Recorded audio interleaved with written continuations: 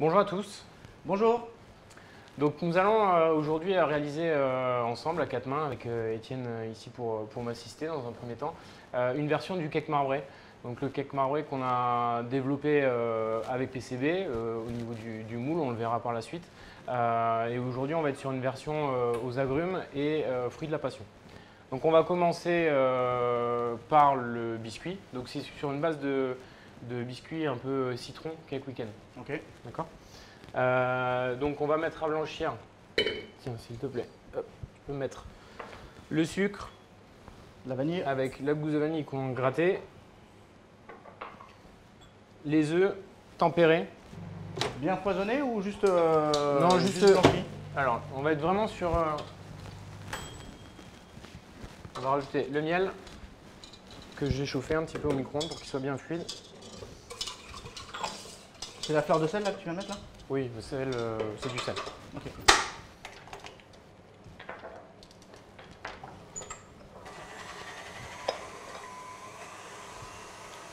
On va stabiliser farine, levure chimique,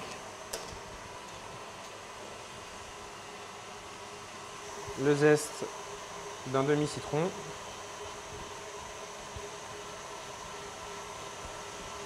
Fais toujours le zeste directement sur un ingrédient? Alors, ce que j'évite de faire, effectivement, c'est de préparer les zestes trop à l'avance. Ok. Et comme tu peux le voir, là, on a toutes les essences. Alors, ce que j'aime beaucoup, c'est le mettre dans la matière grasse, parce que ça va capter immédiatement les matières grasses ou le sucre. Par exemple, si on fait des pesées en avance, je le mets dedans. Ok. Parce que sinon, comme ça tu récupères on tout perd. l'essentiel Ouais, et tout le goût. Ouais. exactement. On a un peu d'extrait de vanille, donc l'huile, fleur d'oranger, crème épaisse, beurre. Donc, comme tu peux le voir, il y a un petit peu d'huile. Alors moi, ce que j'aime bien dans ce biscuit-là, enfin l'huile, je l'utilise souvent quand je mets des biscuits qui doivent être stockés au froid. Et en l'occurrence, ce cake est amené à être consommé assez frais. Et du coup, je rajoute un peu d'huile et ça permet d'avoir une texture un peu plus moelleuse ouais, d'accord. à froid. Et notamment ce biscuit-là, donc là on va le mouler en grosses pièces, mais je le fais assez souvent aussi comme base de petits gâteaux ou d'entremets. Ok. Il y a une mâche qui est intéressante, mais malgré tout, c'est pas trop ferme sortie de frigo. Ouais, bien sûr. L'huile de pépins de raisin du coup. Pour pas avoir de goût. Ouais, là en l'occurrence, bah, c'est neutre. Après, sur d'autres, on peut utiliser une très bonne huile d'olive ou autre. Après, là, la quantité est faible quand même pour qu'il y ait vraiment un goût marqué. Mais c'est vrai qu'une très bonne huile dans un biscuit ou une madeleine, là, on est dans un cake, mais ça peut être vraiment très très bon. Ok. Donc là, on a légèrement blanchi. Ah, c'est vraiment juste blanchi. Oui, Faut pas le foisonner. pas trop. Donc j'incorpore tous les ingrédients, matière grasse. Et après, je vais te laisser me verser les poudres. Pas de pré-mélange au départ avec la matière grasse, tu mets tout directement dedans. Ouais. Ouais, si elles sont, en fait, ce qui est très important, c'est que vraiment tout soit tempéré. Ok. Voilà, les cakes, c'est une des clés. Hein. En général, c'est vraiment des simples mélanges, foisonnés ou pas. Mais ce qui est vraiment très important, c'est que l'ensemble des ingrédients soient tempérés. Bien sûr.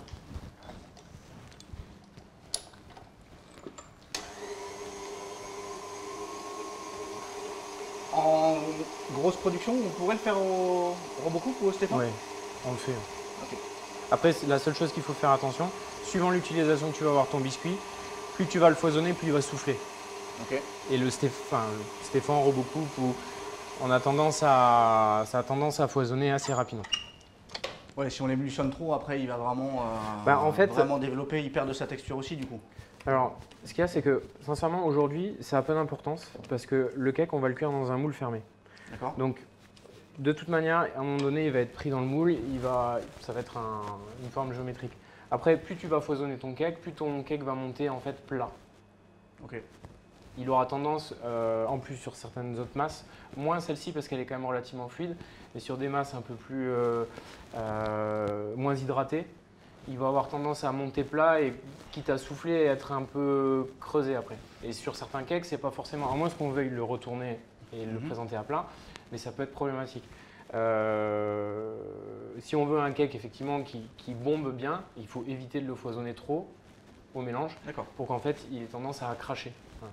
Là, sincèrement, aujourd'hui, Oui, de toute façon, tu le cuis contraint avec le moule fermé. donc là, on a 1 kg de masse. On va se peser 150 grammes. Alors, ce que je vous conseille, effectivement, aujourd'hui, on va utiliser une denrée alimentaire colorante jaune pour colorer une partie de la masse. Okay. Là, on fait juste un cake.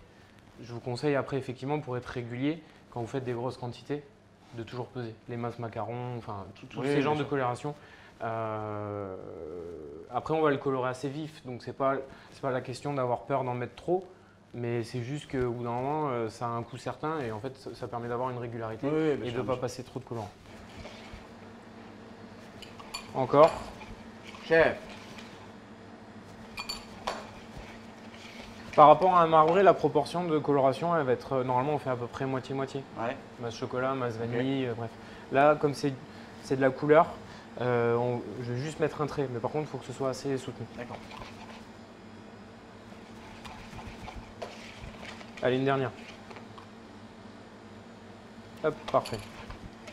Ça, tu peux le préparer la solution en pipette, en bouteille et le conserver. Ouais. Alors, pas la problématique, ce qu'il faut, c'est que si tu prépares tes pipettes, il faut qu'elles soient pesées. Parce que si en fait elles sont pesées, il faut que la proportion soit… Donc, je vais peser 220 grammes.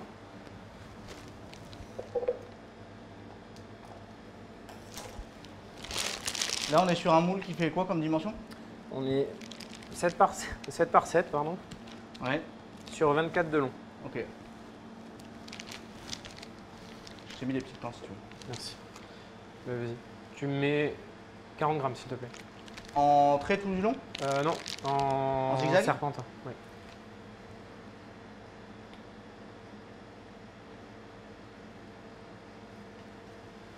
Un petit peu plus.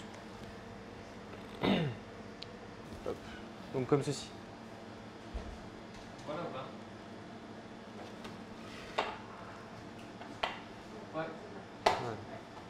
Donc là, je renouvelle l'opération, je vais mettre 200.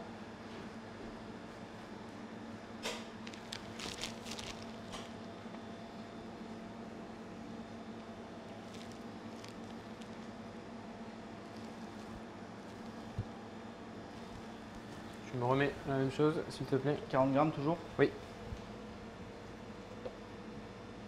Donc au final, on aura mis 3 fois 200 grammes avec intercalé 2 fois.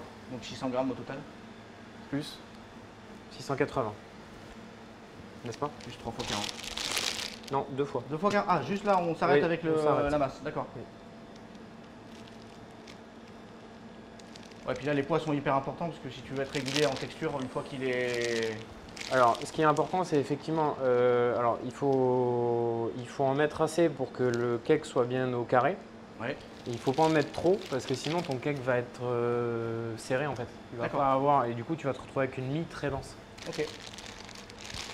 Ça c'est un cake, c'est vrai que souvent les cakes, moi j'ai tendance à essayer de faire les masses la veille pour les cuire le lendemain. Je trouve que la poudre à lever elle agit mieux quand ils ont passé un peu de temps au frigo. Ils ont tendance à plus développer. C'est quelque chose que tu fais ou pas du tout? Sur d'autres recettes, oui, pas sur celui-là. Celui-là, il va être… comme la masse est assez fluide, hydratée, il a tendance à bien développer. D'accord.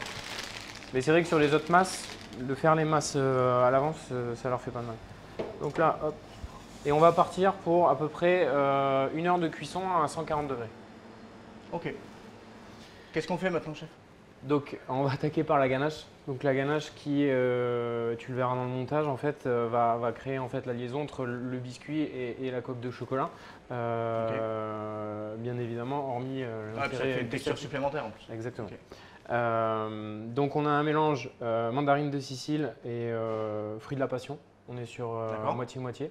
Pour tout te dire, ce cake, au tout début, je le voulais que agrumes. Ouais. Et malgré tout, en essayant d'avoir quelque chose d'acidulé, on est quand même sur une base pour la ganache et pour la coque de chocolat blanc, et c'était sucré. Donc la passion, en fait, ici vient, on va vraiment ressentir les parfums d'agrumes, mandarine et clémentine, et la passion, elle va permettre ici de désucrer et d'apporter un peu de peps. Et puis c'est un mélange, un bon mélange que j'apprécie beaucoup. Donc tu peux, s'il te plaît, donc, mettre la purée à chauffer.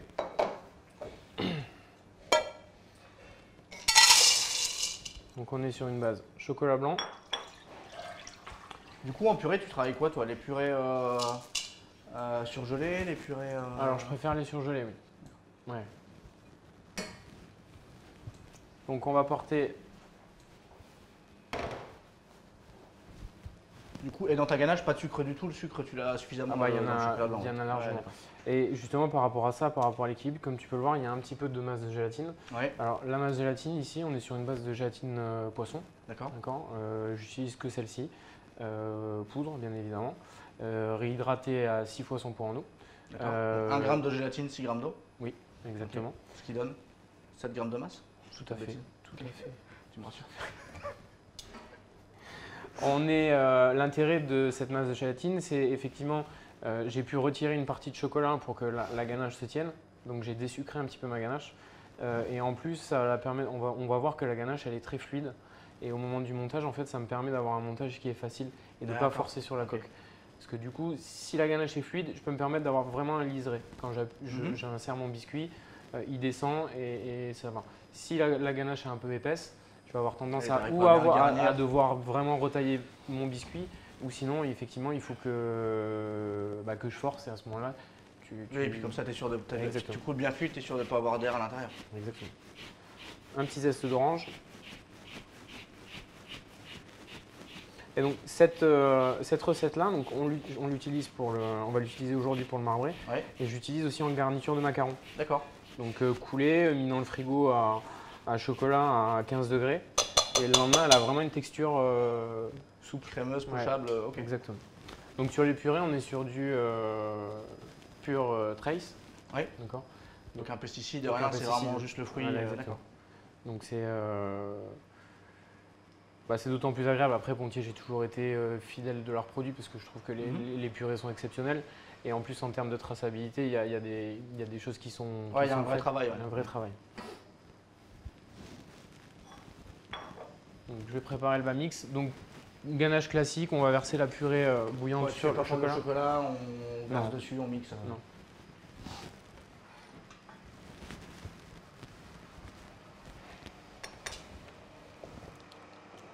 Beurre toujours à la fin en pommade, tu ne mets pas jamais tu mets pas dans tes liquides à chauffer? Tu peux. Sincèrement, sur cette ganache-là, j'ai jamais vu de différence de texture. En fait, elle reste crémeuse. Après, il y en a qui aiment le faire bouillir parce que tu vas gagner du temps de conservation. Ouais. Suivant. Oui, là on n'est pas sur une application chocolatière. Voilà, c'est exactement ça. Je fais juste fondre la masse de gélatine. Tu la mets pas dans le liquide? J'aime pas faire bouillir la masse. Trop. Non mais ouais, bouillir, tu la mets dedans, elles fond. Je préfère. Okay. Le beurre va être froid, du coup ça va me permettre de faire refroidir ma ganache assez vite pour pouvoir l'utiliser. Mais je veux être sûr, tu peux verser dedans. Donc là ça bout, je verse. S'il te plaît.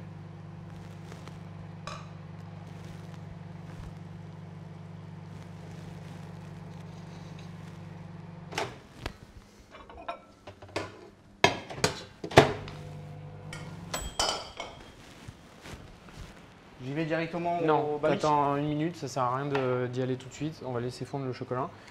Les masses de gélatine, je les fais toujours fondre. Je ne veux pas avoir de surprise, je pars de ce principe-là. Okay. Et après, j'aime pas forcément les chauffer trop. Parce que, donc je les fais fondre au micro-ondes toujours et j'incorpore ma masse de gélatine fondue. Même si au final le résultat sera le même, là au moins je sais que j'ai incorporé ma masse fluide, pas trop chauffée, pas trop… Oui, après c'est des process et des points de repère pour qu'en équipe ce soit toujours… régulier. Exactement. Beurre froid, beurre tempéré, beurre… Tempéré, là il est un peu froid parce que justement je veux gagner un peu de temps pour que ma ganache soit… Okay. La ganache, bien évidemment, on va faire notre montage dans une coque chocolat. Oui, donc il faut qu'elle soit… Donc il faut qu'elle soit… On regardera tout à l'heure, mais je monte… Alors là on va en monter un, mais même quand je fais des séries, il est à 25 degrés. Okay. Ouais.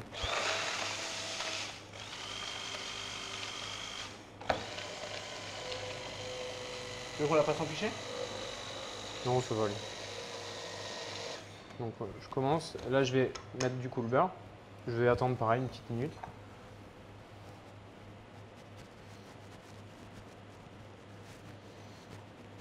On va essayer de travailler proprement, n'est-ce pas? Voilà. Hop. Je peux débarrasser? S'il te plaît, c'est un honneur.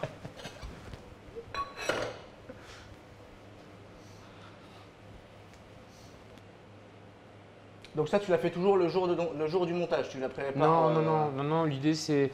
Enfin oui, pour le cake, oui. Ok, Oui, je la fais en direct et j'attends effectivement qu'elle se tempère. Mais après, effectivement, le mieux c'est de s'y prendre, enfin, de s'organiser et de la faire début de journée pour avoir sa ganache tempérée, de ne pas avoir besoin de la réchauffer, de la refroidir, de faire… Après pour les macarons, comme je t'ai dit, par exemple, on l'a fait la veille et on la met en bac, en grand bac gastro pour avoir une fine, pour qu'elle refroidisse de manière homogène et on la met un petit peu au frigo et puis après on la place au frigo au chocolat. Okay.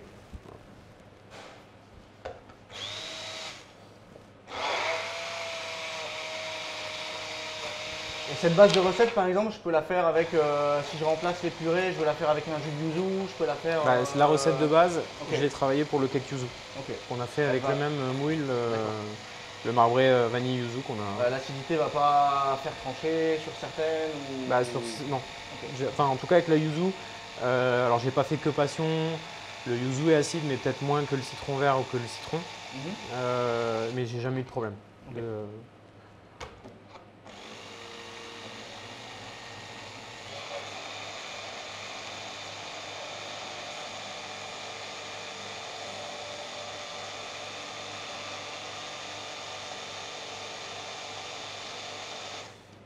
Voilà. Donc, tu vois, bon, bien évidemment, elle va épaissir un peu, hein, mais elle est quand même bien plus fluide qu'une ganache classique. Donc ça, on va la mettre, on va la réserver, et puis on la retrouvera tout à l'heure pour au moment de notre montage.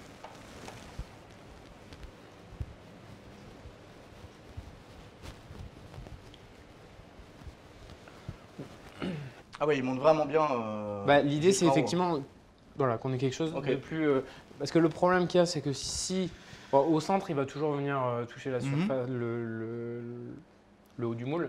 Et sur les extérieurs, en fait, il y a un manque de cake ou que le mélange n'est pas, c'est pas garni correctement. Tu vas avoir un surplus de ganache. La première personne qui va avoir une part de cake, elle va manger que de la ganache. Donc c'est pas grave. Par contre, petite question, tu démoules à chaud dès la sortie du four, tu retires le couvercle ou tu les laisses un peu dedans? Non, je démoule à chaud. Pas à chaud, pas brûlant, hein, mais tu vois, j'ai le moule dans les mains. Donc, voilà. Et là, ton sirop d'imbibage, c'est vraiment que de la purée. Purée pure, rien. Purée pure, et on est vraiment sur le même mélange que sur la ganache, c'est-à-dire qu'on est moitié passion, moitié mandarine. D'accord.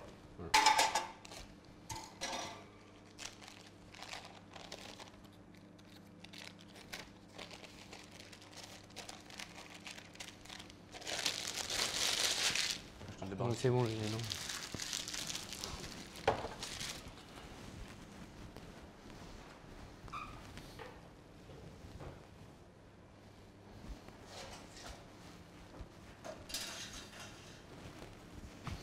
Donc là, logiquement, je le laisse tempérer. D'accord. Je vais juste montrer pour l'imbibage. Ce que je fais, c'est que je fais vraiment 1, 2, 3, 4. Juste sur les 4 faces. Terminé. Voilà.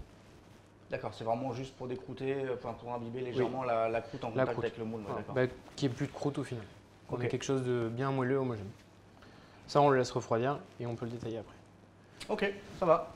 Donc, cake tiède. Sortie de cuisson, remis à température et sirop froid. D'accord. Enfin, sirop, pardon. Justement, c'est pas un sirop. C'est les purées froides. Les purées, d'accord. Ça marche? Ok, donc là, frigo, température ambiante, faut qu'on le tranche après? Si on est pressé, on peut le passer un petit peu au froid. Après, moi, ce que j'aime bien, c'est que température ambiante. Et on le coupe dans quelques heures. On le laisse gentiment. On a une texture homogène. Alors que si on brusque, on risque d'avoir l'extérieur froid, le cœur encore un peu tiède. Voilà. Donc, étape suivante, on a récupéré notre biscuit légèrement imbibé. Maintenant, on va le couper en 3 parts égales.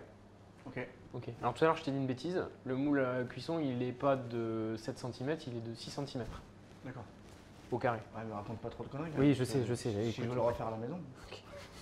Et donc, on a des règles de 2 cm et je vais couper donc en 3. C'est ça. Alors, ce qui est important, c'est très simple. Ce qui est important, c'est de vraiment garder, au moment de la découpe et les étapes cuissues, en fait, notre cake toujours dans le même sens pour qu'après, à la part, le marbrage soit cohérent. En fait, ce qu'il ne faut pas que je fasse, c'est que je retourne mon biscuit et qu'il soit dans le même sens. D'accord, ok. Ah oui, oui, parce que ouais, c'est pour dans le détail vraiment à la coupe. Ouais. Ouais, parce que Sinon, coup, alors, parce que effectivement, tu vois, hier tu m'as posé la question, tu m'as dit mais pourquoi tu t'embêtes à faire ton biscuit en moule à chaque fois au lieu de le faire en plaque et de couper tes… Et en fait, j'ai essayé. Ok. Le problème, c'est qu'effectivement, quand tu coupes ta part de cake, le dessin que tu vas avoir à la cuisson, tu vas pas le retrouver. Ouais, d'accord. Voilà. Et là, bah, effectivement, pour pas gâcher le dessin, bah, il faut faire vraiment attention à ce que quand tu manipules ton cake avant de le monter, après l'avoir coupé, Tu le gardes toujours dans le même sens. exactement. Ouais, du coup, le fait d'imbiber légèrement la croûte, finalement, t'as pas de croûte et ça te permet de ne pas avoir de parure. Quoi. Exactement. Parce que le cake en lui-même, la masse elle est très humide. Ouais. On va étaler donc notre broyé de clémentine dessus, qui va rejeter un peu de jus. Donc ça, sincèrement, pour l'imbibage de l'intérieur, il n'y a pas de nécessité. Ouais, Mais par contre, juste pour, enfin, on peut le voir là, c'est juste, et puis on l'a vu à l'imbibage. En fait, c'est vraiment trempé sommairement, mais c'est vraiment, comme tu l'as dit, décrouter. Exactement.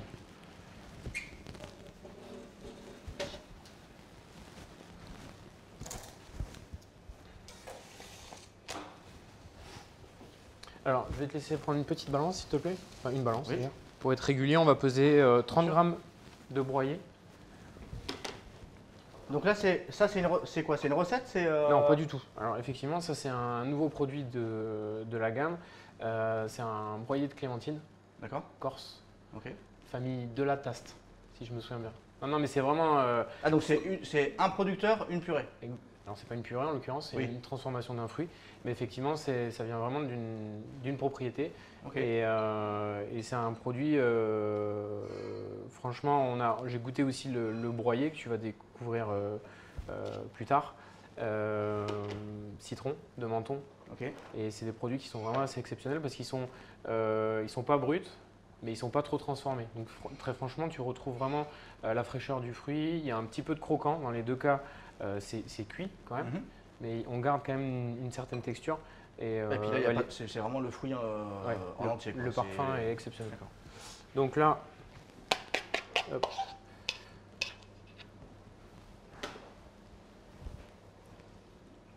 On étale directement sur notre biscuit. 30 grammes, tu m'as dit. Hein. Oui, s'il te plaît.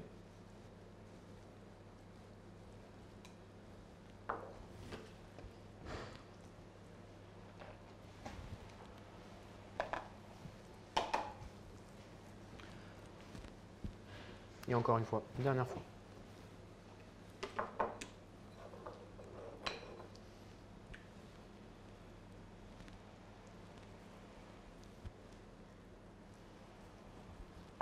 Sur le dernier? Oui, s'il te plaît.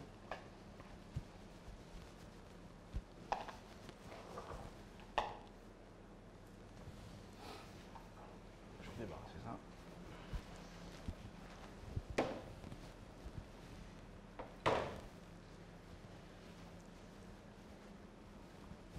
Et ça, en préparation du montage, on va les mettre au froid. D'accord. Froid, frigo, congélateur? Bon, ça dépend de ce que tu fais là pour on va le mettre qu'au frigo. Après, c'est vrai que ce qu'il faut, suivant la texture du biscuit, il faut quand même qu'il se maintienne bien pour ne pas le casser. D'accord. Okay. Donc, s'il est vraiment frais, qu'il est du jour, je vous conseille de le passer un petit peu au congélateur. Mais vraiment pas pour le congeler, hein. C'est vraiment pour qu'il soit… oui, raffermi pour pouvoir le manipuler. Qu'on puisse le manipuler sans le casser. Donc, on va se mettre en place pour le montage du cake. On a notre ganache qui est prête, qui tempère. Notre biscuit qui a été imbibé, découpé et sur lequel on a étalé le broyé de clémentine. Donc, pour le montage, on a donc le moule, donc là qui est déjà assemblé, on peut le voir avec les feuilles de transfert. Donc, il y a deux choses qui ont été développées avec et par PCB. Dans un premier temps, effectivement, ça a été la feuille de transfert. Parce que les premiers essais que j'avais fait, c'était effectivement avec des mélanges de beurre de cacao ou même des chocolats. Et après, on avait, dans un premier temps, avec Véronique, on avait travaillé pour une expo food design au CIRA. Donc c'était plus du design alimentaire que vraiment de la pâtisserie. Et après, dans un deuxième temps, je me suis mis en tête de vraiment développer, pousser le truc pour que le cake soit vraiment beau, bien évidemment, mais surtout très bon à la dégustation. Et donc du coup, c'est là qu'on a peaufiné le dessin du transfert qui à la base était blanc et noir pour un cake marbré classique. Et après, la boîte, parce qu'au début, les premiers montages que j'ai fait, je les ai fait dans un moule maison en carton. Et après, une fois que j'avais défini les volumes, je les ai donnés à PCB. Et PCB, en fait, a fait la boîte au volume, sachant que la boîte était déjà utilisée pour des moulages chocolat sans transfert par Frédéric avec R, notamment. Si je ne me trompe pas. Je pense que tu as raison. Je me trompe pas. Et donc ces transferts-là, on a fait pas mal de couleurs qui sont en rapport avec les parfums. Donc on a le classique qui a été le premier qui est vanille chocolat. Ensuite on a fait vanille yuzu, donc avec des teintes jaunes. Celui-ci agrume passion, teinte orangée. Et on en a fait un vert aussi pour un vanille pistache saveur un peu orientale avec de la fleur d'oranger, eau de rosée, tout ça. Donc aujourd'hui. Donc en fait tout ça c'est de la perso. Si demain tu veux une boîte un peu plus petite, tu les appelles et tu as la boîte plus petite. Exactement. Et les transferts aussi. Exactement. Et les transferts tu les reçois déjà découpés au face de ton moule. Exactement. Donc là par exemple, on va juste faire attention à ce que ce soit. Il faut juste que je prévoie la jointure. Exactement. Donc là, une toute petite pellicule d'huile ou de matière grasse. D'accord. C'est vrai, en fait, c'est pour qu'il adhère bien. Oui. D'accord. Oui, là, c'est parce que tu anticipes le fait que ça se clipse après dans le. Exactement. Si tu les mets sur le bas, après tu te. Ouais, d'accord.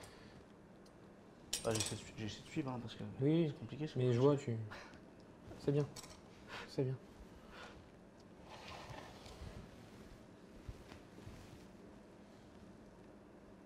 Hop. Là, je m'assure juste qu'il n'y ait pas de bulle d'air. Alors c'est vraiment important qu'il soit bien fixé parce que tout à l'heure on va mouler. D'accord. Et quand tu vas retourner, si ton transfert n'est pas bien disposé, et donc là les transferts c'est que du beurre de cacao. Hein. Beurre de cacao et colorant alimentaire. Et notamment un des challenges, parce que pour être honnête avec toi, le premier que j'avais fait, il y avait bien évidemment du dioxyde de titane. Oui, d'accord. Et un des gros travaux qui a été fait par PCB, c'est de trouver une matière. Alors, on n'est jamais aussi blanc que le dioxyde, mais c'est pas plus mal, parce qu'au final, les premiers qu'on a fait, j'étais un peu évident quand c'est différent de ce que tu as. Oui. Ça m'a un peu dérangé, puis petit à petit, je me suis dit que c'est des couleurs qui sont un petit peu plus douces, un peu plus naturelles. Et puis même souvent, quand le cake est très bien fait, la coque est très fine, on arrive à percevoir les ombres en fait. Alors, faut pas voir les strates exactement parce que là, ça veut dire que c'est vraiment trop fin. Mais c'est vrai que ça me dérange pas qu'il y ait des ondes, notamment avec les ganaches chocolat, qui viennent dans le marbré un petit peu se mêler. Oui, ça vient se confondre en fait dans ton motif de transfert, d'accord. Donc out le dioxyde de titane et c'est très bien comme ça. Petite question, là, on va le mouler, c'est ça? Oui. Est-ce que tu fais attention à la température de ta pièce par rapport au transfert, là où tu les stockes? Est-ce que tu les stockes C'est chambre au chocolat quoi. Il faut faire attention. Oui, bien évidemment, il ne faut pas les laisser dans une pièce à 40 degrés, c'est du beurre de cacao. C'est un produit, moi je le gère comme si c'était un produit chocolat. D'accord, mais tu n'as pas besoin de retempérer le motif avant de mouler pour être sûr que ça se transfère dessus. Quand on va le mouler, tu vas voir, on va mettre une masse assez. Je vais le garnir à rin. Du coup, ça va le tempérer. Sincèrement, j'ai jamais eu de problème la pression qui se décolle pas. Exactement. Sur ça, jamais. Ok, ça roule. Donc là, tu as besoin de quoi? Une grille pour mettre en place pour le moulage? Oui, exactement. Je le fais. Donc, on est sur le mélange donc, de notre coque. Je dis mélange parce qu'en fait, on est parti sur une base de chocolat blanc qu'on va un petit peu fluidifier avec un petit peu de beurre de cacao et un petit peu d'huile. Alors, pourquoi les deux? C'est parce que si je fais trop beurre de cacao, là, ça va être un peu trop cassant et à un moment de la découpe, ça va un peu partir dans tous les sens. À l'inverse que de l'huile, le problème c'est que c'est tout mou, donc en texture c'est pas très agréable. Donc voilà, on a les deux matières grasses et en plus… Tu gères la matière grasse pour fluidifier ton chocolat mais en gardant la texture du chocolat. du coup. C'est assez bien résumé. Oui, c'est ça, tout à fait. Putain, j'ai tout compris. Merci. Comment t'expliques trop bien. Merci, c'est ça. Et donc, pour un petit peu désucrer et bien évidemment aussi pour parfumer, surtout là avec la passion qui est très puissante, on a donc, là on a on a un mélange qui est déjà tempéré et dans lequel on a mixé la poudre de passion. On peut voir qu'on a encore quelques petits… une pigmentation. Voilà. Okay. Donc, ce que l'on va faire, c'est que l'on va donc… Et du coup, tu dis tempéré, tu le tables vraiment comme une couverture. Comme une couverture. Tu le mets à point comme un chocolat blanc. Exactement. À 29, tu moules. Oui. Ok. Exactement.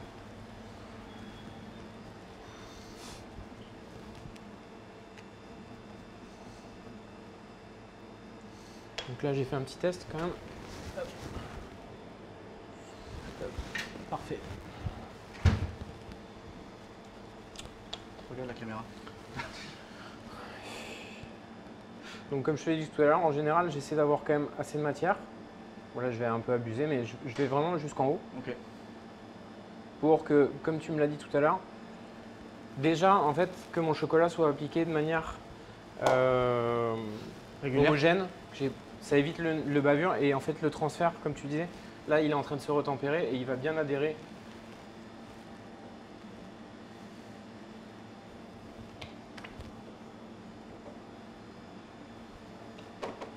Voilà, je le laisse gentiment, je vais le retourner dans quelques secondes. Je regarde si c'est un peu épais, je vais tapoter un petit peu plus. Ouais, pour gérer la finesse de la ouais. Alors, c'est important qu'elle soit très fine. Je préfère même qu'elle soit un peu trop fine que trop épaisse. Même si après au montage, ça se fissure un peu, c'est un marbre, j'ai envie de dire. Je préfère ça que d'avoir effectivement une coque qui visuellement de chocolat qui et soit qui soit beau, mais qu'après à la dégustation… Oui, puis en plus, il faut que tu puisses le couper quand même. Oui, mais ouais, là, tu vois, je vais taper un petit peu. Allez.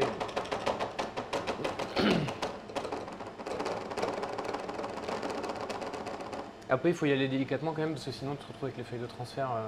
Ah oui, d'accord. Okay. Elles sont collées, mais… Elles sont collées, mais… Okay.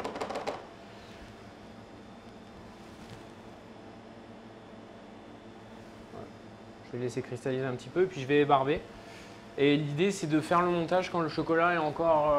Ah, pour éviter qu'il se cintre. Exactement. D'accord. Il ne faut pas qu'il soit pâteux, mais il ne faut pas attendre… On ne peut pas faire son moulage pour le lendemain. Parce qu'effectivement, comme plus c'est bien fait, plus la coque est fine, plus elle aura tendance à venir se cintrer. Ouais, donc tu fais… Quand j'ai fait mon moulage, tout est prêt. Exactement. Tu vois quand tu veux.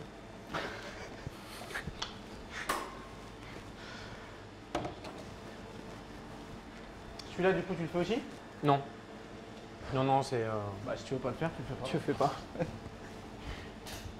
J'ai qu'un biscuit, donc…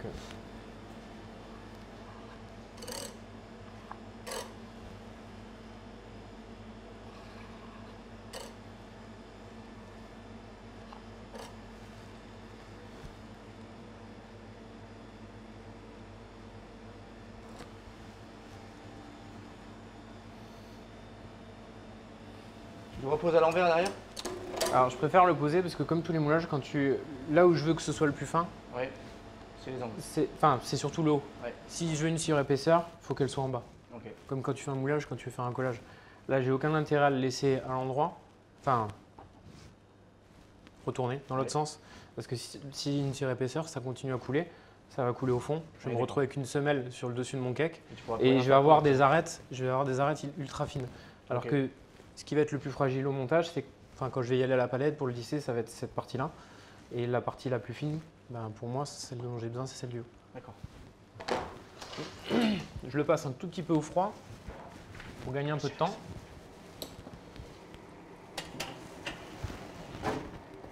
Hop là. Donc, on va pouvoir attaquer le montage. Ok. Donc, on a notre coque, on voit elle est juste mate, d'accord. Elle commence juste à… En fait, comme si c'était un chocolat que tu allais pouvoir détailler, quoi. Dès que c'est plus collant, tu moules. Exactement. Tu as des remarques très pertinentes sur… Merci, monsieur. Donc, on va commencer. Donc, avec notre ganache, on a vérifié la température. Elle est à peu près entre 25 et 27 degrés. À peu près? Ouais, tiens, je vais te laisser pocher. Comme ça, moi, tu mets 100 grammes, s'il te plaît. Chef.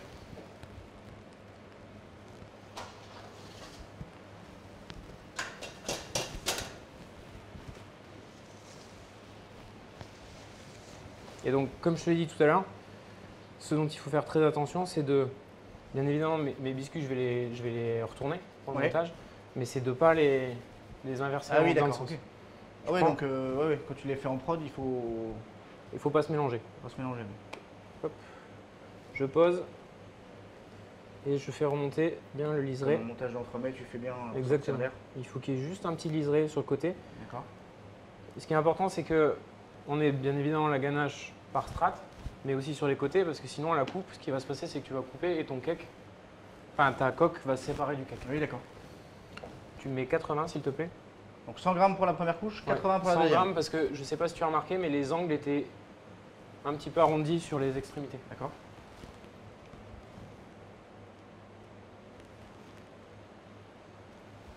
Hop, ouais, c'est bon. Et moi, tu me dis 80, c'est 80. Ouais, 80. Ouais, mais là, c'est 82. Alors.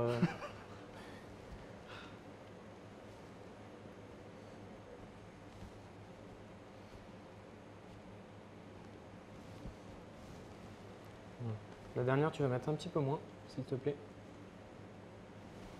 Commence par 50. Et on rajoutera sur la tranche.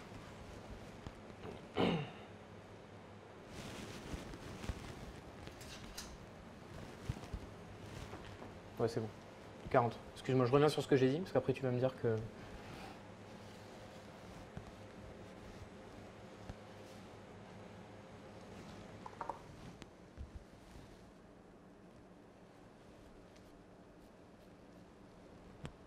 Ouais. Hop. On met un petit peu haut. Alors, quand je suis comme ça, ce que je fais, c'est que je vais attendre. Donc déjà, je vais le laisser figer comme ça, et puis je vais barber, si jamais j'ai un petit peu trop de biscuits. Mais je suis à 1 millimètre.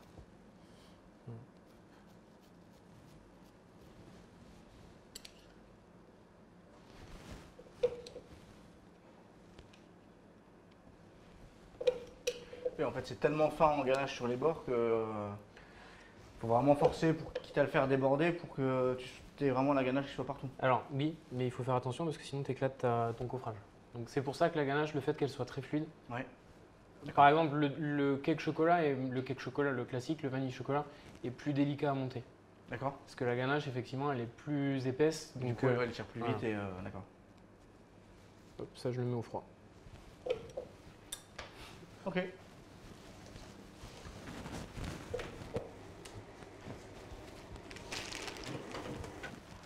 On va pouvoir démouler le gâteau de voyage? Alors oui, tout à fait. Nous allons, il a eu le temps de cristallisation de la coque, la ganache gélifiée, enfin cristallisée et gélifiée. On va regarder ça.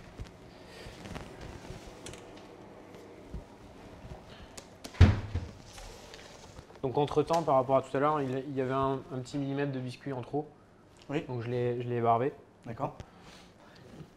Idéalement, il faut lui laisser combien de temps de cristallisation La veille pour le lendemain. D'accord, comme Oui, ça en plus tu as, oui. un peu quand même une osmose aussi avec la... J'ai presque envie de dire comme un macaron entre Le la biscuit et la garniture, ganache. le Ouais, biscuit, après la ça, ganache. c'est pas parce que c'est dans le moule. Enfin, il va continuer Oui, à... oui, d'accord, voilà. je comprends.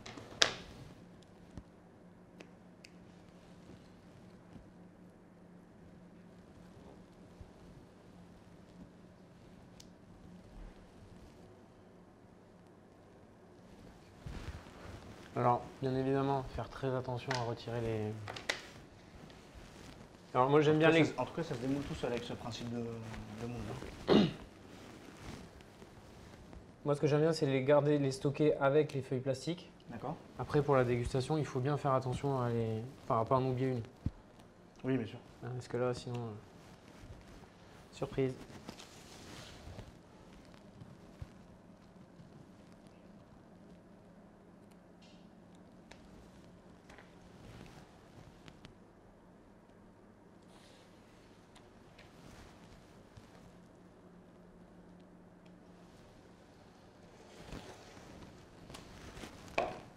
On essaie de se couper une petite tranche. Oui.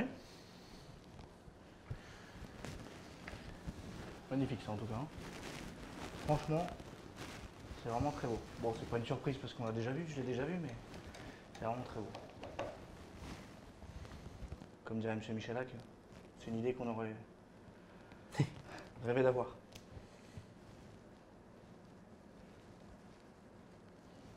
On retrouve bien les 3 couches de biscuits, on a notre broyé. Et puis je te dis la fine couche de ganache qui est tout autour. C'est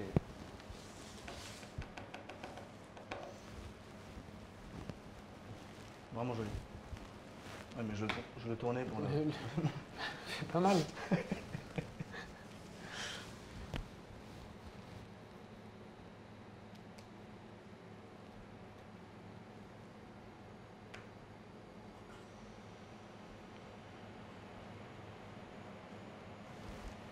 Toi l'honneur, s'il te plaît. Merci, monsieur.